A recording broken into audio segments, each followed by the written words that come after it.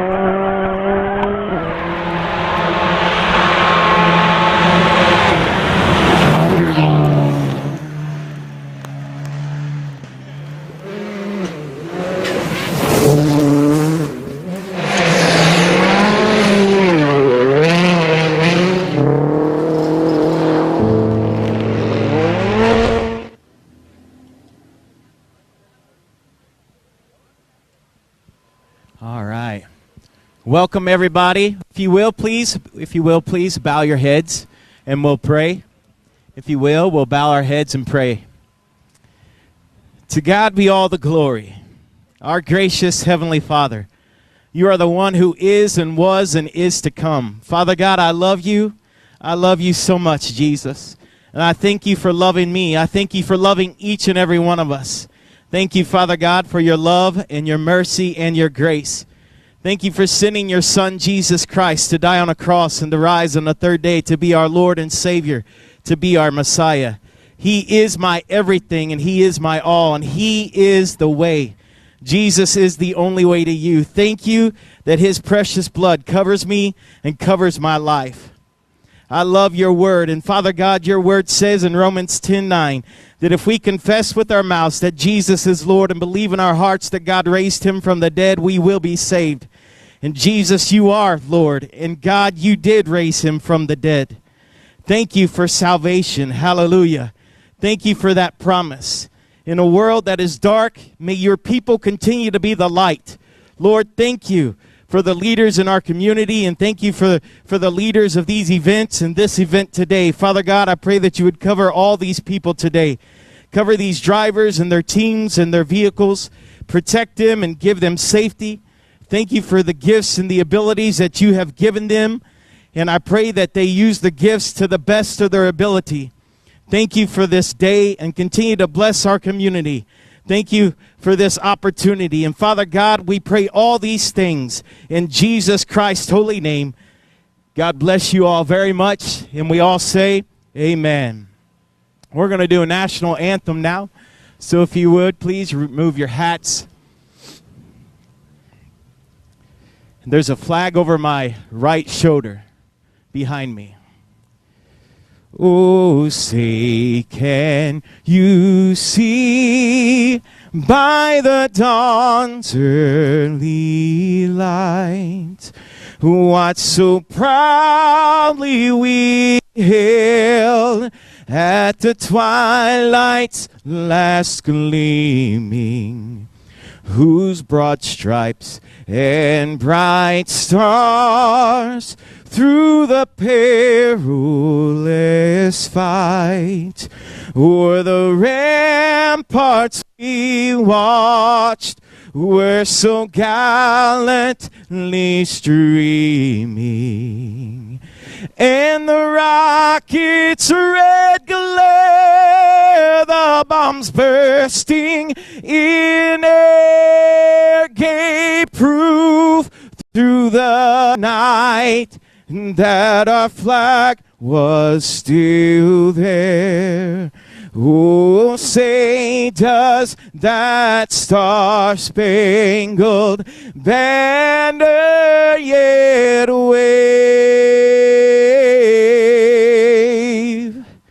o'er the land of the free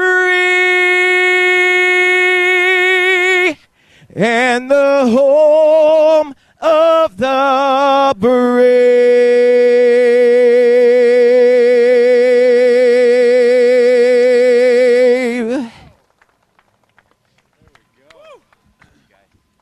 Well, that's a tough act to follow. Jeez Louise. Well,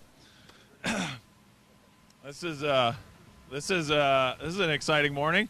Welcome, everybody. 100 Acre Wood Rally, Potosi, Missouri. We're joined here by the mayor himself, Mr. Joseph Blunt. Thanks for having us, man. Oh, thank you very much. Is this a normal Friday morning in Potosi for you? Well, this is a great Friday in Potosi for us. Having the streets filled and the cars here, it's great for our community, and we look forward to it every year. We're stoked to be here. How long have you been the mayor of this nice town? Going on, well, I got elected in 2020, so my term is up in 2024.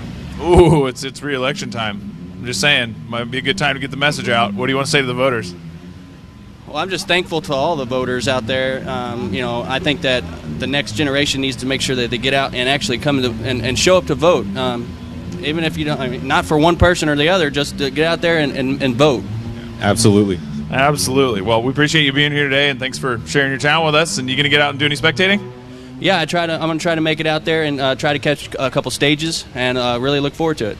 Ron, you've been to this rally a few times. You got any pro tips for him for spectating? Yes, follow anybody with a camera, because the camera guys are always at the best spots. They're at the jumps, they're at the big slides, the spectator zone, so there you go. I think that's the best advice for anybody here. Just follow a guy with a camera.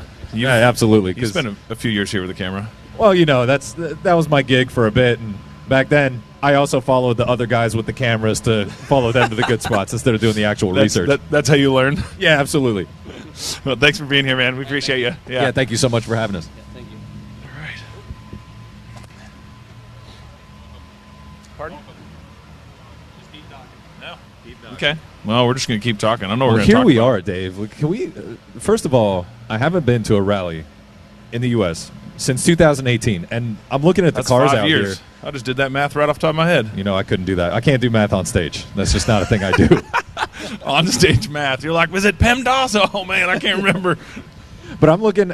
There's R5s, AP2s, Rally 3s. I mean, this is quite the scene. It's gotten to a pretty cool spot, in my opinion. Yeah, there's a lot of code languages for sure. Yeah, I guess the last time you were here then, 2018, man, that's a lot's changed since then. We had a few R5 cars in the field back then, but it was nothing like it is now. I mean, we're looking at a Rally 2 car, R5 next to it, limited cars, AP4 from New Zealand. The list goes on. Hooper's got more Lexuses than a Lexus dealership now. Which is also for rent, I saw. You can rent yourself a Rally Lexus. You can, yeah. Lots changed in the world. I see that. There is a RAV4. There's a RAV4, and it's all-wheel drive, and it's on gravels. I mean, that's incredible. I mean, it's very close to the front of the field at that. It's pretty wild. And here we have Mr. Tom Williams from Great Britain. Tom Williams and Ross Whittick, of course. The Rally 2 Fiesta. Spicy. Always Quite the spicy car. Nice livery on there. Subtle. Those dudes are off to an early lead in the RC2 class, the Rally 2.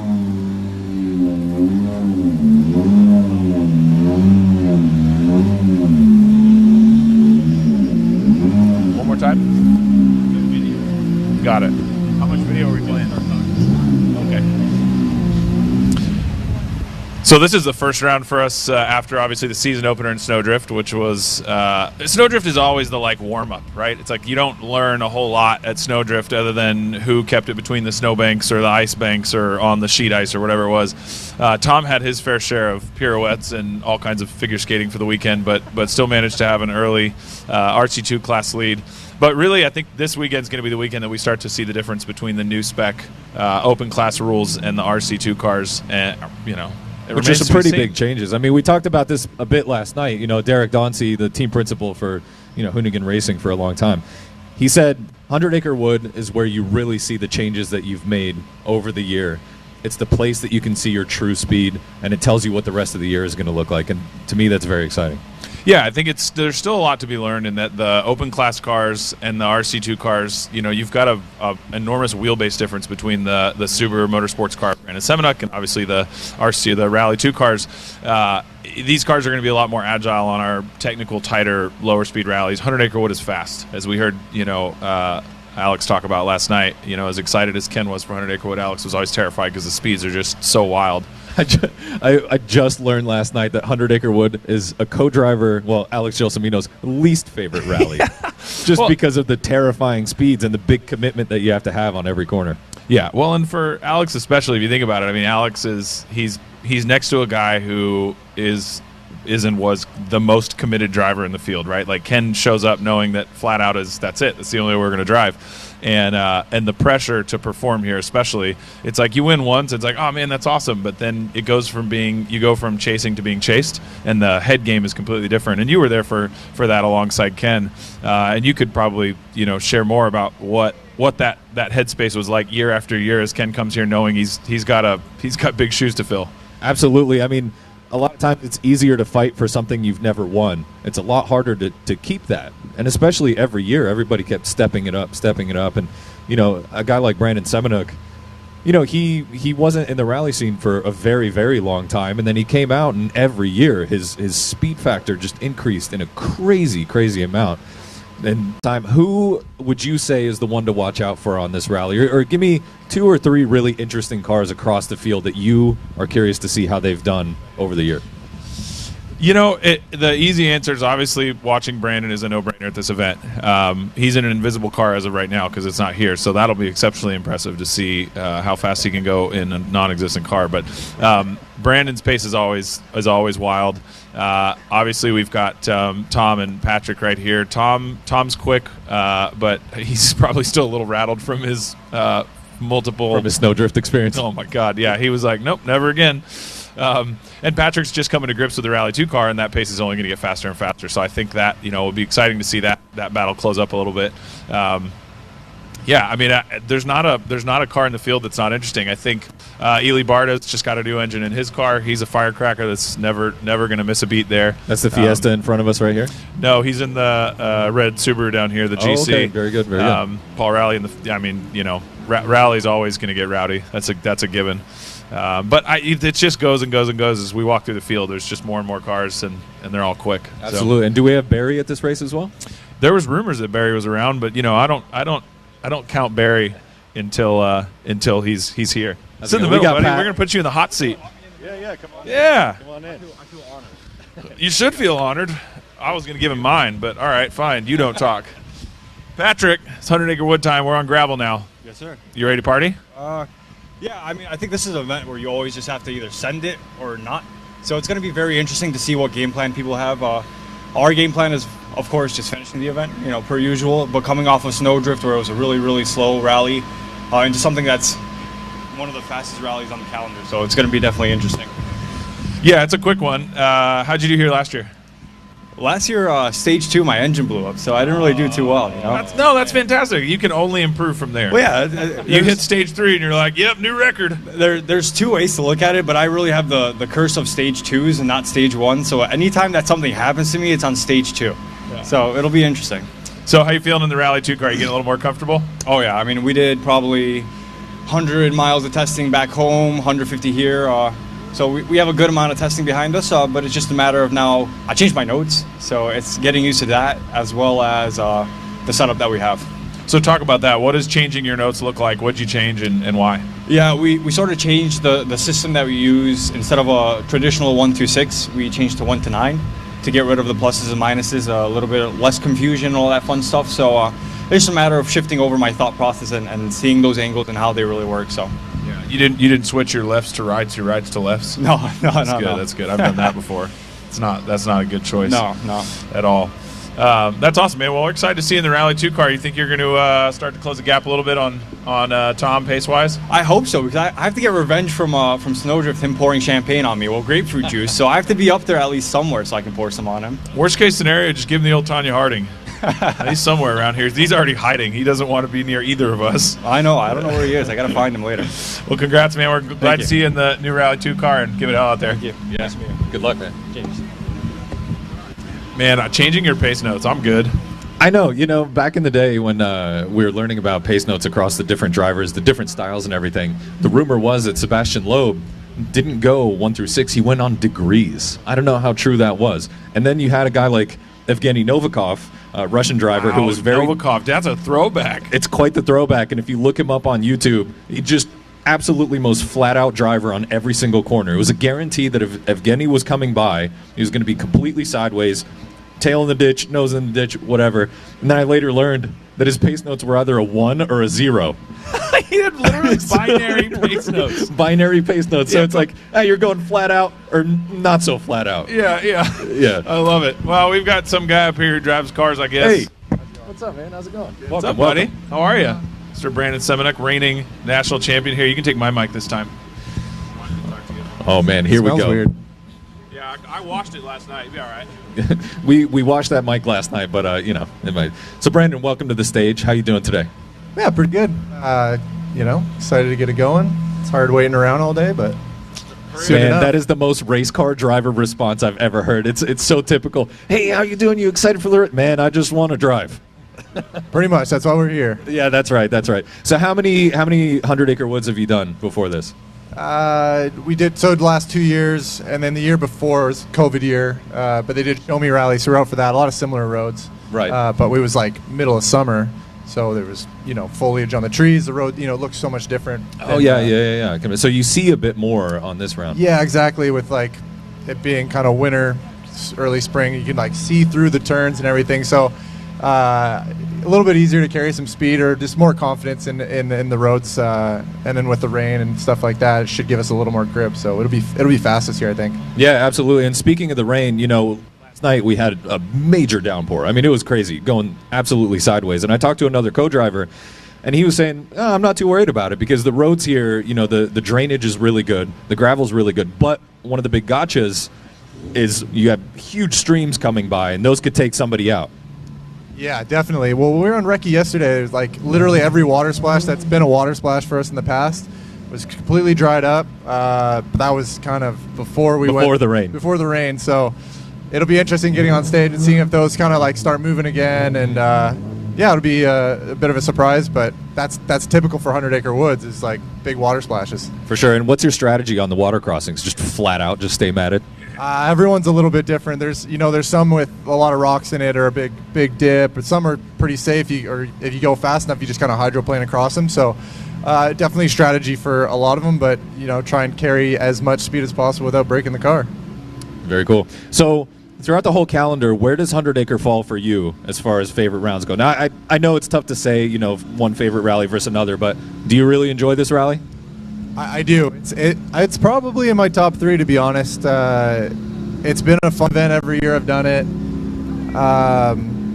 It's the roads are just quite cool. They're fast, but there is still some tricky stages, and a lot more dynamic, and you get some jumps and crests and these water splashes that keep it interesting. But it's probably up there in my top 3. I'm looking forward to Olympus as well. That's definitely up there. Awesome. Yeah, totally agreed. And as far as stages go on this rally, do you have one stage that the spectators should all go to, that everybody should see at least once? This rally, I really love the Elders stage. So, Elders Crooked Truck. It's just a classic. We've done it every year, and it's one of my favorites. Brandon, I'm just excited because your car's here. I was starting to get worried for a minute. I know we're like 40 minutes away, and I was like, where's my car at? When Barry's entered and then his car actually shows up, that's also a miracle. So this is the first time we're going to see the new spec open class car, which is sort of, we're pulling the years back a little bit. We spoke about that at Snowdrift on gravel. It's going to change everything. We kind of talked about Snowdrift is its own event. It's a completely standalone. It's you don't learn a lot at Snowdrift, and I think everybody's excited to see how you guys stack up against Barry, and then also how close this gap is. In theory, now you've got 3 cars that should all be reasonably competitive. What's your prediction so far on kind of how this might play out? Yeah, no, exactly. It was interesting getting in the car for the first time on gravel since the changes, and you really start to notice the difference in the car. The balance is really great, but entering the corners with as much speed as we did last year is challenging. You take a bigger risk, and then carrying the momentum out is more challenging, and the power to kind of drive you out of there. It's really about maintaining momentum more than ever. So. That should bring these Rally 2 cars closer to us, and especially in the narrow, tricky bits where, they're very nimble and they can have that advantage over us. But yeah, it'll be great. I'm stoked to see the times get closer. Yeah, it's gonna be cool. I think again, this event was, we all know, is a fast event. It should, in theory, favor the Subaru. It's you've got a slightly longer wheelbase. You've got a lot of experience in that car. I think a lot of people assume that we've just taken some stuff off that car. It's a little bit less narrow, a little bit less power. It's probably easier to drive, but we've kind of talked, and it's you get used to the car being at a certain level, and imagine all of a sudden everybody has to get into a car that you've pulled a lot of that stuff back. Like you said, you're assuming you're coming into the corner at one pace. You don't quite have the grip for that anymore. So has it been a bit of a challenge adapting to that? Yeah, I mean, it's just different. It still feels really good. It's almost weird because you said it's maybe less challenging to drive, but you need to be way more precise to be quick. Not way more precise, but you need to be more precise to be quick. So whereas last year, if you were really committed, the ARA would work for you, and you had the power, and you could kind of save yourself, although the speeds were really high. So this year, I think maybe the speeds are a bit slower, just a little bit, but to be precise, and you can make up time being just a little bit more technical now with this style of regulation. So I'd say that's the biggest difference. Well, it'll be fun to watch. I think everybody here is excited to get out on stages. I know you are, so we'll let you get into your pre-race routine. Good to see you, man. Thank you. Appreciate it, guys. We're going to bring up the legend himself, who's apparently he's now a Red Bull racing driver, Mr. Ely Barta, or he's at least got the jacket, so that's cool. He looks so professional right now. Look at him, dude. He always does, though. I just signed the sponsorship today, full Red Bull ride. I don't even think we need to give you a mic. We'll just sort of hold ours vaguely near you. And yes, it'll be loud exactly. enough. Hey, so great to be here. Thanks for having me. We'll just get real close. So you can tell Dave really likes this guy because he's got the Rally Ranch hat. It's a good enough best time to announce my partnership with Rally Ready Racing. Oh, wow, yeah, we did it. Did we sign that one yet? Fully signed. The attorneys took care of it last night. DocuSigned, yeah. Ely, you've made quite a few changes to the car since Snowdrift, even, yeah? Huge changes. Yeah, 2 miles from the end of Snowdrift, my timing belt snapped. Always buy a high-end timing belt. And my valve, from Gates Racing, or do you got any sponsors there you need to? Don't buy a Chinese Gates Racing belt and go racing rally. But yeah, my valves took a vacation through the pistons, and so a whole new engine build, really exciting. Microphone just died. Oh, there it goes. And yeah, I'm excited. All of a sudden, I've got power, and it's going to be interesting on these really incredibly beautiful, fast roads to drive the car out here. I'm really stoked. And now, for those watching who may not know, what are you driving here today? Number 98 Subaru, a 2000 Type R Japanese spec GC8. So, Wait, hang on. Type R is a Honda. no, Type R Subaru, and it's that little red car over there, number 98. Our mascot Joey Barkta is right there. Without him, I have no horsepower. Does Joey want to come hang out with us? Joey. I mean, he's got the bow tie, so he's got to come on Joey. up. Come on. I was super bummed there might not be any dogs on stage today. So Look at this doggo. Joey. Hi, buddy. Yeah, Bubba. How does Joey help morale for the weekend? Well, he hangs out and helps me under the car during prep. And anytime I'm low, I get into his world, and it's nothing but love. So he's worth at least another 25 horsepower in my book. Joey. Those long nights are all because of him. He's a performance coach. Yeah, Joey, do you have anything you want to add? 2 licks. That's reasonable. There you go. You got 2 licks that. from Joey. Yep, that's pretty standard. Good. Anything else exciting on the car? Anything else exciting in your life? What's up, dude? Do you want to tell anybody anything exciting? See, the word exciting is important here. Listen, it's just really great to see all these people out here, and the way American Rally is going and what the ARA is doing, all these new incredibly beautiful cars. And I just wanted to make a mention of an incredible, beautiful night that we all had as a family of rallies, people to support. Ken Block and his family was there, and what you guys did was just absolutely incredible. Anyone in this community knows what he meant to us. It's emotional for all of us, and some of us didn't know him as well as others, but he was such a big part of this event and U.S. Rally. So it was just incredibly heartwarming to see everybody last night and support of the family, and that we're all here together, honoring him. And it's just a beautiful thing. It's great to be a part of it. Yeah, absolutely. I mean, that was the cool thing for us as well. It doesn't matter if you miss one rally or if you haven't been here for 5 years. You come back to it, you see a lot of familiar faces. It just really is that kind of, it's just a community. Without a doubt. Absolutely. Yeah, it really is I didn't realize what a beautiful community it was until what happened, and it really kicked everybody, in the stomach. And it's again, we're all going to go out there and race thinking of him and his family and have a great time and send it and not be an asshole. There you go. Rule number 1. Rule number one. Yep. That's it. Well, Ely, good luck this weekend to you and Joey both. Good luck. Good luck Proud to of y'all. you, man. Joey says, Give him heck. come on, Bubba. We're going to cut now to a quick recap of last year's 100 Acre Wood with some highlights from all the excitement from here in Salem and Potosi, Missouri. Enjoy.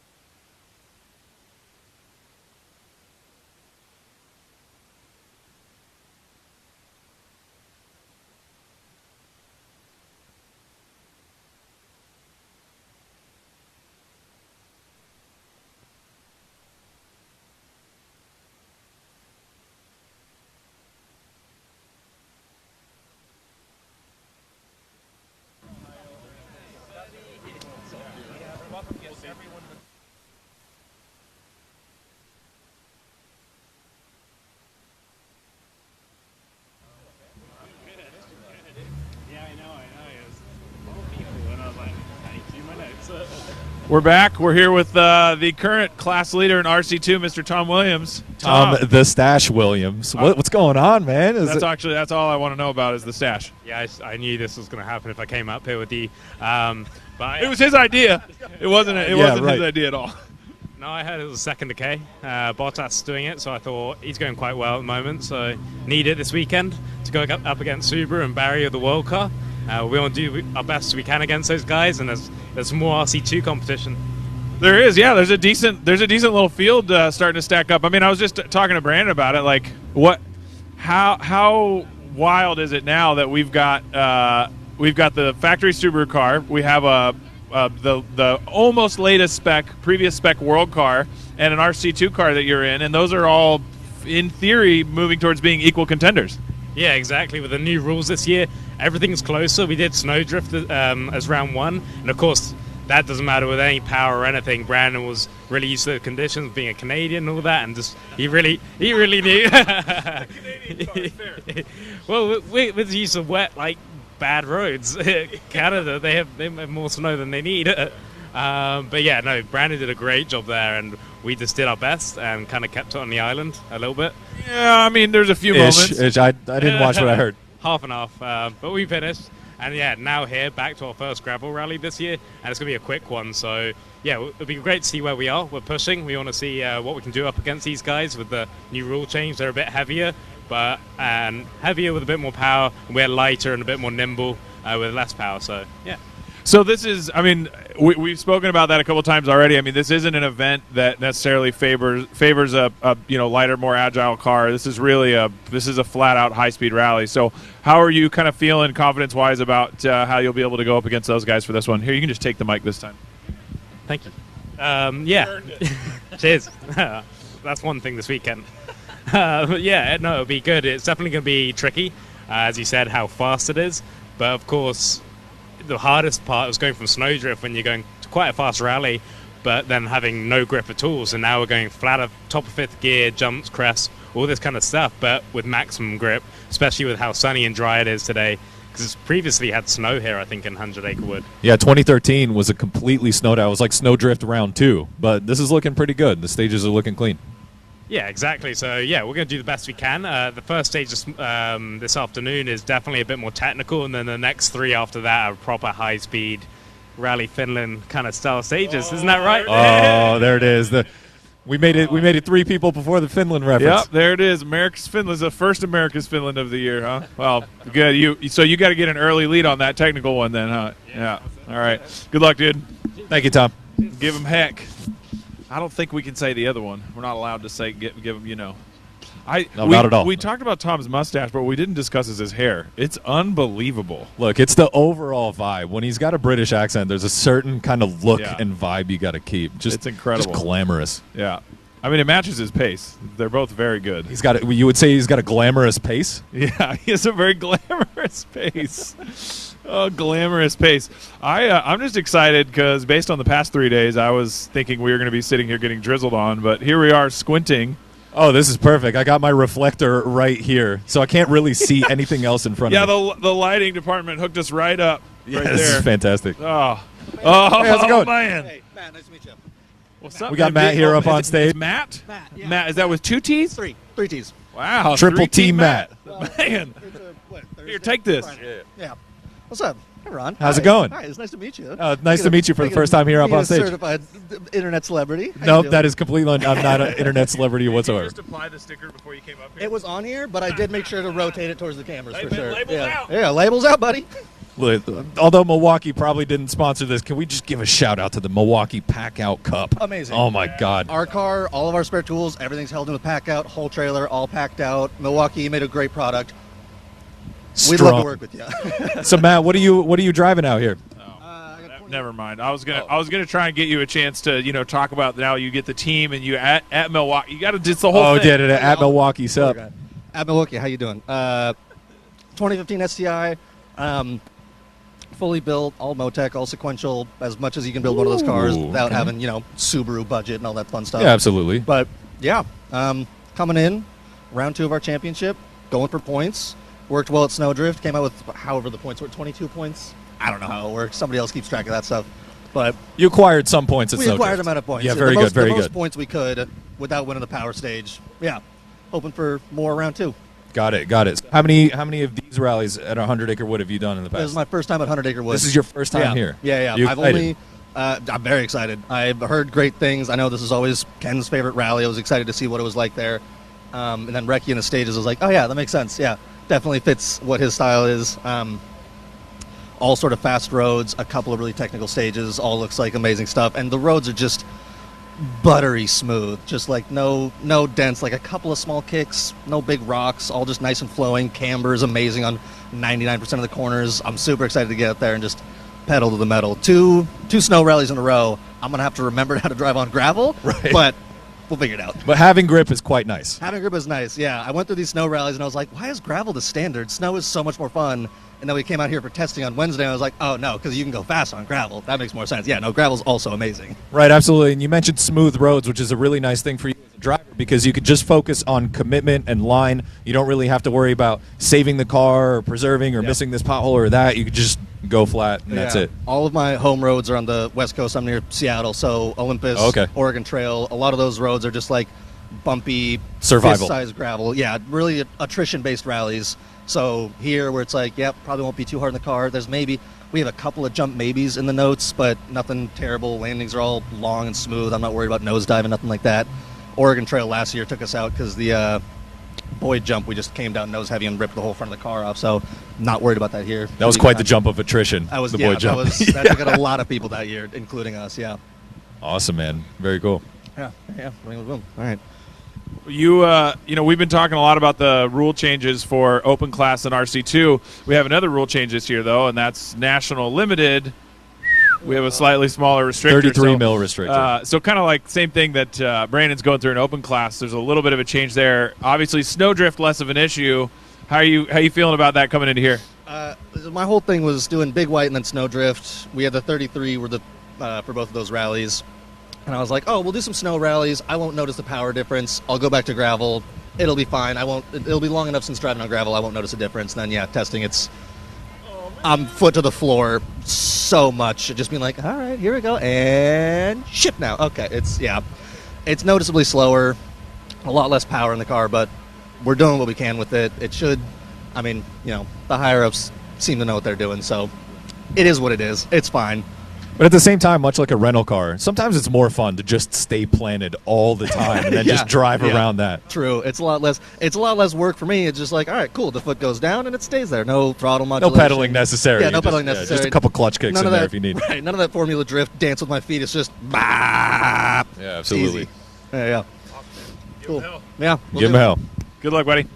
Thank you. Yeah, great meeting. Put it there, cowboy. All right, we'll take a quick break, then we'll be right back.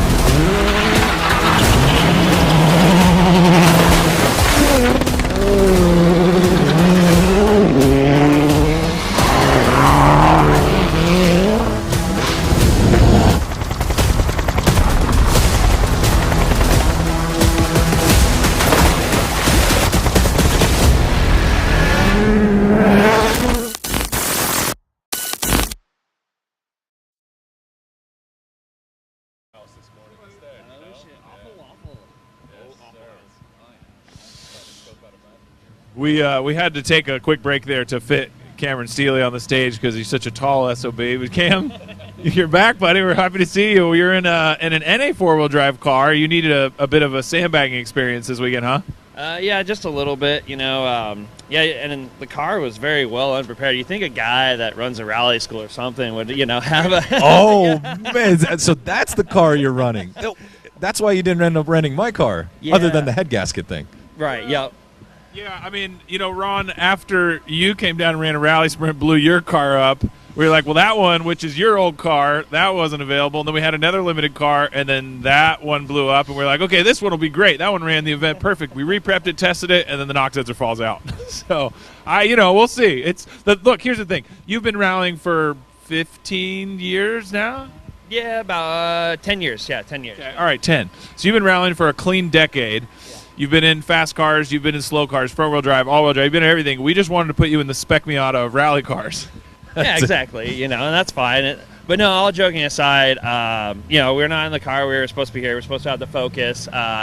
Last-minute change. It didn't quite get finished. But then Dave over here actually came to my rescue and put together a car. And honestly, I'm just very grateful and thankful to be here and have a working car. And all jokes aside, the car actually is working fine. So Dave's cars could be quite dialed. They really are. Sometimes hit or miss, man. But yeah, so it's not quite the weekend I was hoping for, because we were hoping to reveal the RS here, the Focus. But hopefully later this year it'll be taken care of. But yeah, just happy to be here. Love these roads. Love this event. But there's one event I can do every year. It's this one, so I'm glad to be here. So you guys have been building this Focus RS for a few years now, and you're close. You're like, it's right there. It's supposed to be here. That's how close you are. Anything you can share kind of about the spec of that car, or are you just kind of keeping it all undercover until it shows up? Oh, no, we can explain it. So basically it's going to be a 4 limited, but it's going to be built to the limit of that. So, we're going to have a sequential. It'll be as close to an open car as you can without having to be an open car. So that way we can have something competitive with the open cars and always be there. So if one of them makes a mistake, we can take up the overall podium. But yeah, it should be a top 5, top 7 car easily once it's all completed. It's going to be a really nice car once it's done, so I'm excited. I gotta hand it to you. That's really exciting for me to see, because something like a Focus RS, you don't really see those. I mean, yes, we have Fiestas built by M Sport and all that kind of stuff, but you home building a Focus RS is just cool for me to see, and those motors are super torquey. But what kind of challenges are you running into and not having like a template to build against for that? Well, and that's part of the reason why it's been taking so long. It's been years in the progress, is because there is no template. So we don't have like a suspension built for it necessarily. So running into that issue, the electronic diff we had to scrap, and we had to go with a mechanical diff, and then make it fit like the rules and all the text, and then figuring out knuckles and all. It's a tough car to build because we don't have that, and that's the hard thing is when you're coming. But it is, like you said, a cool car because no one else has it out here. It's unique. Where is the other RS? There is none. So that's why we went this route, is because we wanted something different. That's the best thing about here in the States, is that you can have the unique cars. Like, the homologated cars are great. Like the R5s, all that, love them. If I had one, I would totally race it. But it's nice to have something different. The fans love that, like with Pat Morrow's Sonic with the V8, and I heard there's a car, Ferrari engine in a Subaru, stuff like that. Like Sam Albert with the Ferrari-powered Subaru. I cannot wait to see that thing out on stage. Right, stuff like that. That's the cool stuff, and that's why it's awesome here. It makes it hard for the organizers in some respects, trying to get these cars all looped in and, legal, but that's the cool thing. And so once we get this Focus, it'll be another unique car in the series, which we're excited about. I'm excited. It'll be great once it's done. You hit the nail on the head. That's what excites me about U.S. Rally a lot, too, is, you go over to Europe, and there's a formula to be fast. There's like 2 or 3 cars that you pick against. So when you look at the field as a spectator, it just all kind of looks similar, right? Yeah, it's very focused on the driving, but here, the cars, too. I mean, you walk down the lot here, there's a Lexus on gravel tires. That's sick. I love that. And you're going to have an RS coming. And then there's a RAV4, and there's Fiesta. There's everything you could ever imagine. To me, that's a really, really cool thing from the spectator side. Yeah, no, I agree. And like as drivers too, it suits some people's personalities. They want rear wheel, they want all wheel, they want front wheel, and they have these options. Like I've seen Mustangs, I've seen Camaros, and it's like, wait, these aren't rally cars, but in this case they are. Like there for a while, someone was trying to build a Lamborghini rally car. Yep. Matt Brandenburg, and that never came true. But still, like that's the type of stuff we get here, which is sweet. And yeah, as fans, people love it. I enjoy it. It's just, don't get me wrong, the homologated cars are amazing. They're great, but it's cool to see different options. Yeah, we're proving that anything's a rally car if you're brave enough. Exactly. Like a Lamborghini, a Ferrari, Uber.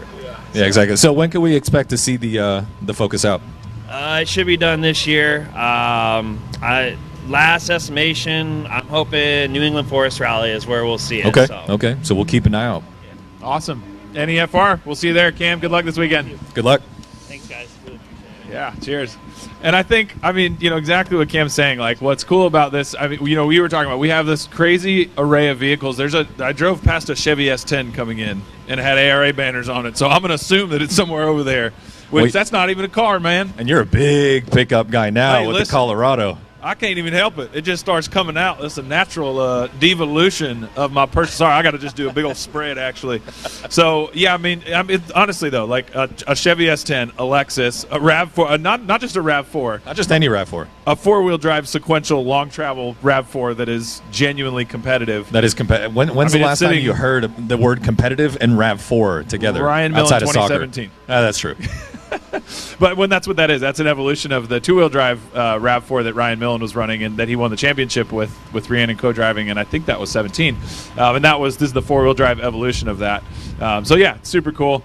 We're gonna talk to some more competitors. First, we're gonna take a quick break and look at some more highlights from last year's 100 Acre Wood. That was nice, dude.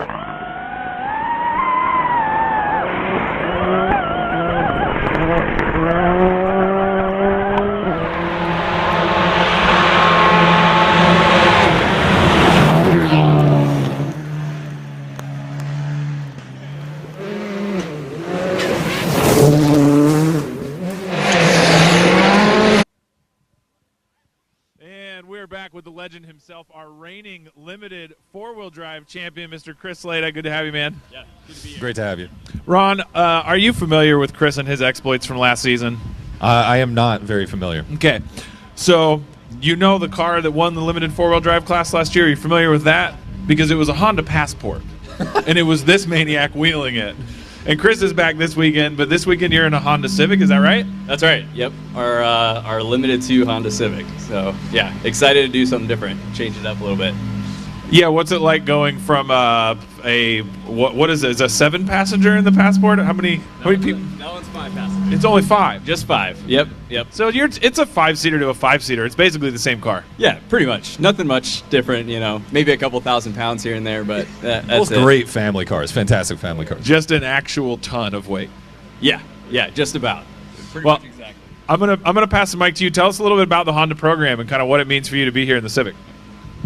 Cool. So we are part of the Heart race team, which is the Honda of America racing team, and we are all Honda employees, engineers from R&D. We have plant side people, media people, PR people that are all volunteering their own time outside of our work hours to work on the cars, prep the cars, travel, and bring the cars here.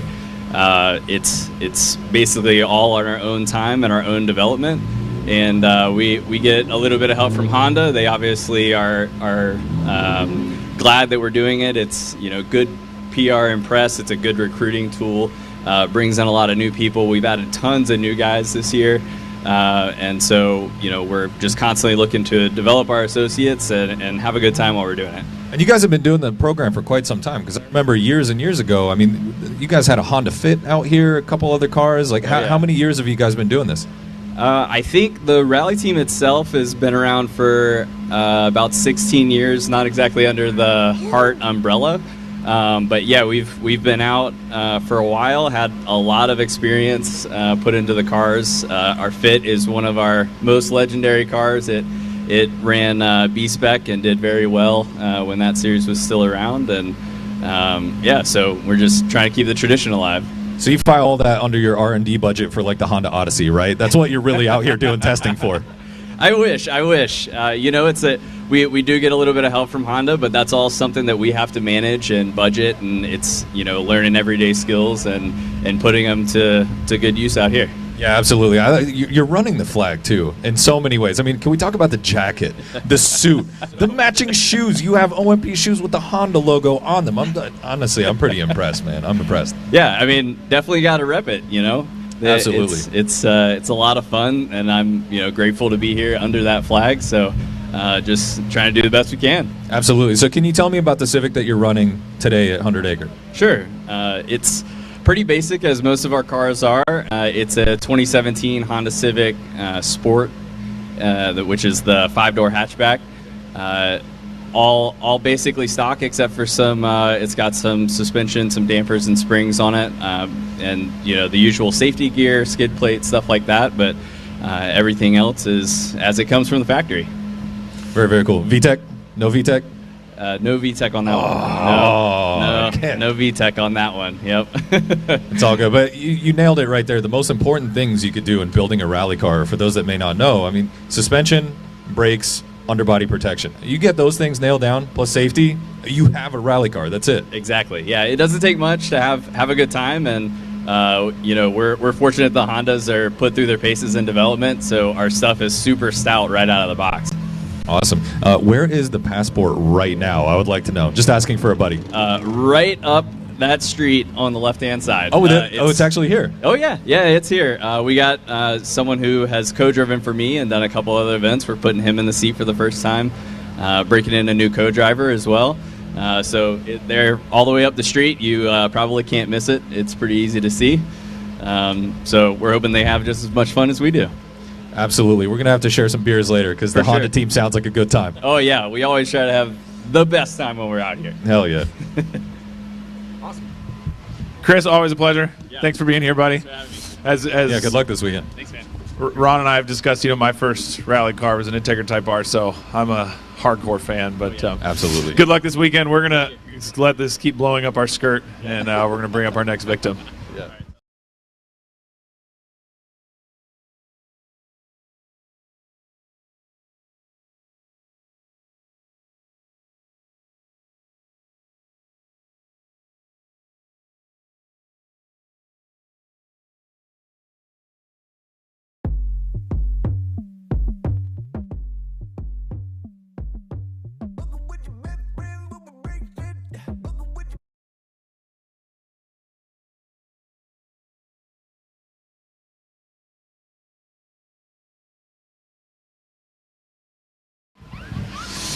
We're here with the man himself, Mr. Leon Jordan, riding. Well, you're the bravest man here. I'm going to just leave you to tell that story because you're on the right seat of a car that few would be brave enough to climb in. Yeah. I would say possibly the stupidest man here. A lot might argue that. Looking forward to it. It's great to be back. We kind of missed it. Due to work and everything, obviously, we couldn't be here, but we're here to definitely go hard this weekend.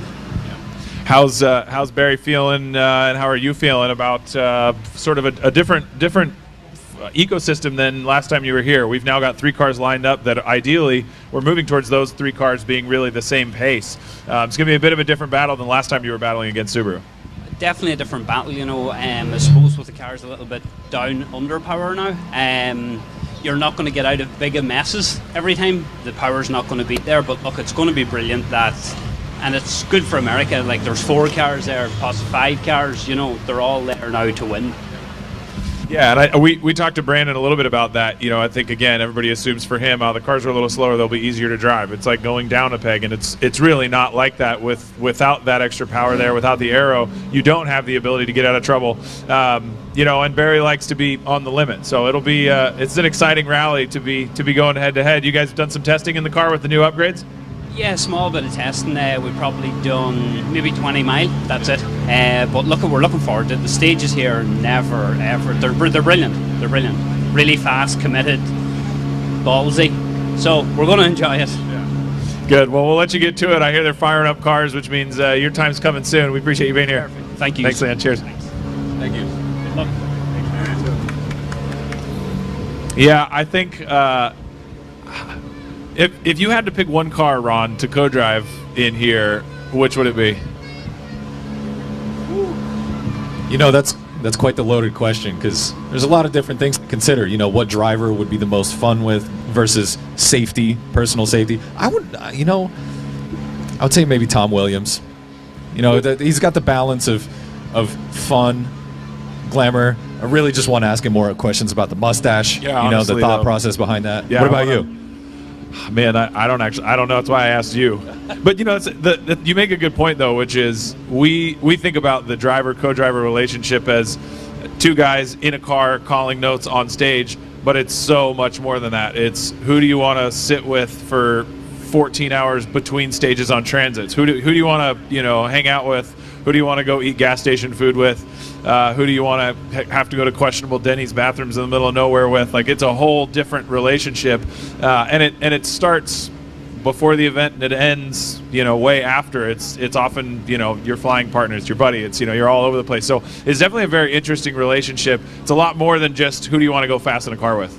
Yeah, exactly. The notes are just a very small part of the whole job. I mean, even right now, you'll see co-drivers running around, 2 watches on, trying to find their driver somewhere. Their driver's, talking to people, signing posters, whatever. The co-driver's like, look, man, there's a schedule here.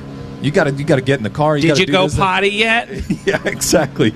More of a life coach than anything. It's the co-driver relationship is crucial because it's a thing of trust. It's a thing of, knowing the guy next to you, being able to write the notes. You're up in the hotel room, till 2 a.m. sometimes reviewing stages, and then the next day, full trust, especially at a rally like this. And it's trust both ways. It's the driver has to trust that the co-driver is going to call the right note, and the co-driver has to trust that the driver is going to do what they're supposed to do. And we see the mistakes happen on both sides of the car, and it's a we sport. And that's something we make a lot of jokes about. That in my team is like it's I when things are going well, and it's we when things go poorly. But with rally, it's always we. You win together, you lose together, you DNF together, you crash together.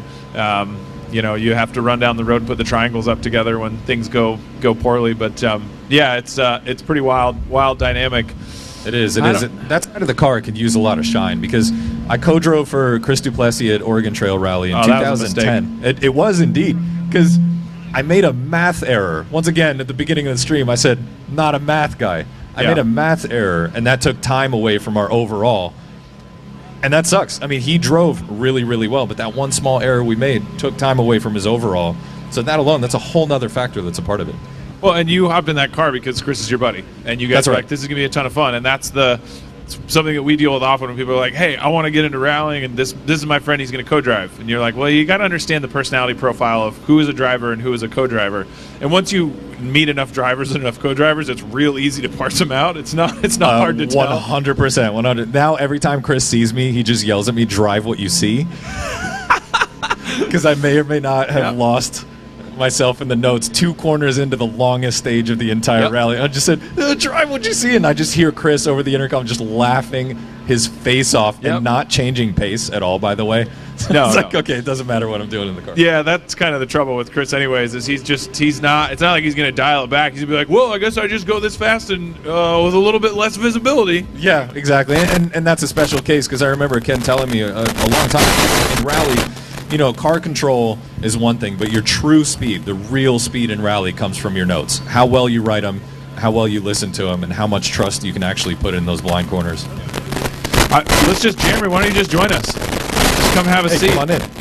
Let's talk. This is Jeremy from USAC ARA. He's over there. Yeah, you look good, dude. I like it. Were you not prepared to be on camera? I think every day I'm not prepared to be on camera. Well, you've got the official digital schedule here, so talk us through our day. Yeah, you know, we're going to get cars rolling here. We'll show some of the top cars leading out. We will go with our live stream back at service later. We'll have crews on stage today. But really, Cub Creek West is our first stage. We're running that one twice. The first car out on that stage is 147 today. So it's a new stage, too. They're running that stage. What I heard all day yesterday was it's very quick. A lot of stuff's going to wash out pretty quick, so the guys who are out front, they're going to have some extra obstacles. The power stage 2 tomorrow is a new stage. So we have 3 stages, Cub Creek, Hazel Creek North, Pigeon Roost, 4 stages, then Floyd Tower East before we come into our regroup. When we come into that regroup there, we will have you guys at service talking to guys in the regroup. We'll have a live stream going on before that with cars running, and then we'll have highlights and videos, and hopefully the connectivity with all the new equipment that we have this weekend will be there and rocking. Sweet. Yeah, the live stream is sort of each event is going to get better throughout the season, and we're definitely excited to have Flo here helping us this weekend. Obviously, some more support from USAC. So yeah, we're going to get after it. Start sending these cars out here soon. Absolutely. I think I speak on behalf of everybody when I say we're excited to see them go out there, not just for the new stages, but for the old ones too, and start moving out into the countryside. Yeah, for sure. The exciting thing to me about a brand new stage is that you take away the advantage of previous year drivers having the notes already, having done that stage, knowing the gotchas, everything. That puts in a brand new factor. Yeah. Everybody's kind of on the same playing field on a new stage, and it really shows once again the notes and it takes away the experience from previous years. I'm personally excited to see how everybody does on that versus the rest. Yeah, I agree. I mean, we were just talking about co-drivers. That's one of the biggest pieces of that is like if you've done an event 8 or 10 times, you've got years of notes, and each of those are evolving from the last one. So think of it as like you wrote a novel and you've let the editor go through it 9 times, right? So when you come in with those notes, you've got a pretty huge advantage. But it's nice. We've got close cars, a new stage. It's everything to play for in stage 1. That's always a good place to start for a rally. It's going to be a spicy weekend, I think. There's going to be some spice. What's your prediction, Jeremy? You got any good predictions for who's getting spicy, when, and where? Oh, I think you guys are going to get spicy enough for all of us. So. Yes. All right, well, on that bombshell, time to go get spicy. Should we go find some nachos or something? Oh God! What's the culinary accoutrement of Potosi, Missouri? McDonald's. Oh, that's an ice cream shop right there. Yes. You've been looking at that ice cream shop all day, haven't you? I don't know what you're talking about. I've definitely been looking at the producer off screen, not staring over at the ice cream shop. So there's an ice cream shop over here, and there's an ice cream shop over here. Well, not only that, but they are both antiques and ice cream together. Oh, that's competing. That's a war. Which team? Man, I don't know. Am I on Team Vintage Charm or used books rare? Reed's Relics. Reed's Relics. That's a sick name. Yeah. You know what I'm really appreciative of is neither one of you guys said used books first. You just went right to the ice cream and yeah, we skipped the books. Neither of us can read. That's why we're on this stage. Yeah, you just tell me what to do in my ear and then I say it out loud. Oh. I think we're gonna take a little bit of a break. The cars are warming up. 1:15 Brandon's out, so we're gonna, I think, show you guys some highlights again from last year. You've probably seen it a couple times now, but then Brandon will go out. We'll see the cars leaving, and then we'll come back 3:15. Sounds good. We can leave you guys with some more rally noises that you can just play in the background while you make your morning tea. Oh, feedback. Yeah, you don't.